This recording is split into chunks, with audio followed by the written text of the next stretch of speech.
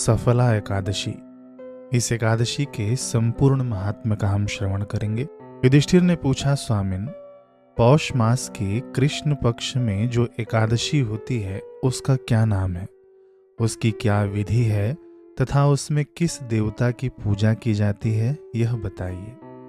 भगवान श्री कृष्ण ने कहा, राजेंद्र, बड़ी बड़ी दक्षिणा वाले यज्ञों से भी मुझे उतना संतोष नहीं होता जितना एकादशी व्रत के अनुष्ठान से होता है। पौष मास के कृष्ण पक्ष में सफला नाम की एकादशी होती है। उस दिन विधि पूर्वक भगवान नारायण की पूजा करनी चाहिए।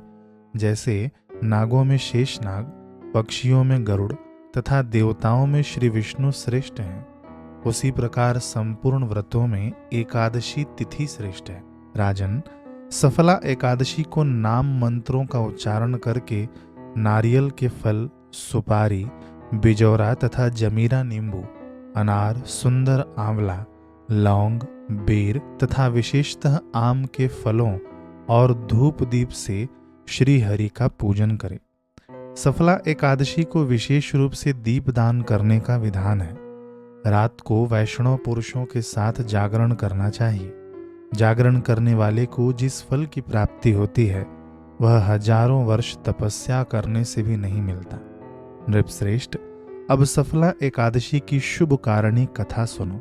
चंपावती नाम से विख्यात एक पुरी है जो कभी राजा महिष्मत की राजधानी थी।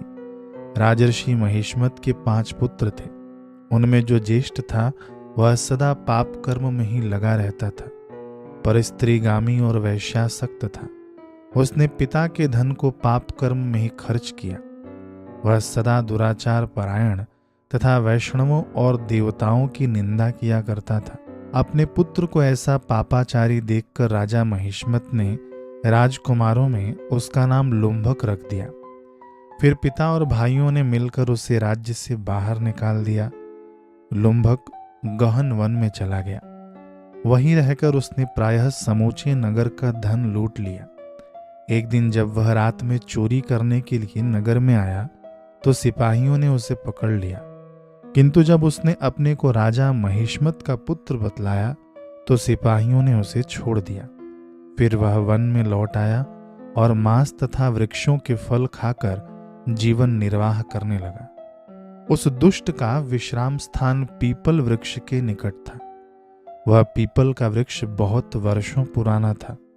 उस वन में वह वृक्ष एक महान देवता माना जाता था। पाप बुद्धि लुम्भक वही निवास करता था। एक दिन किसी संचित पुण्य के प्रभाव से उसके द्वारा एकादशी के व्रत का पालन हो गया। पौष मास में कृष्ण पक्ष की दशमी के दिन पापिष्ट लुम्भक ने वृक्षों के फल खाए और वस्त्रहीन होने के कारण रात भर जाड़े का कष्ट भोगा। उस समय न तो उसे नींद आई और न आराम ही मिला। वह निष्प्राण सा हो रहा। सूर्योदय होने पर भी उसको होश नहीं आया। सफला एकादशी के दिन भी लुम्भक बेहोश पड़ा रहा। दोपहर होने पर उसे चेतना प्राप्त हुई। फिर इधर उधर दृष्टि डालकर वह आसन से उठा और लंगड़े की भांति लड़खड़ाता हुआ वन के भीतर गया। वह भूख से दुर्बल और पीड़ित हो रहा था। राजन, लुम्भक बहुत से फल लेकर जब तक विश्राम स्थल पर लौटा तब तक सूर्यदेव अस्त हो गए। तब उसने उस पीपल वृक्ष की जड़ में बहुत से फल निवेदन करते हुए कहा, इन फलों से लक्ष्मीपति भगवान विष्णु संतुष्ट हों। यूं कहकर लुम्भक ने रात भर नींद नहीं ली।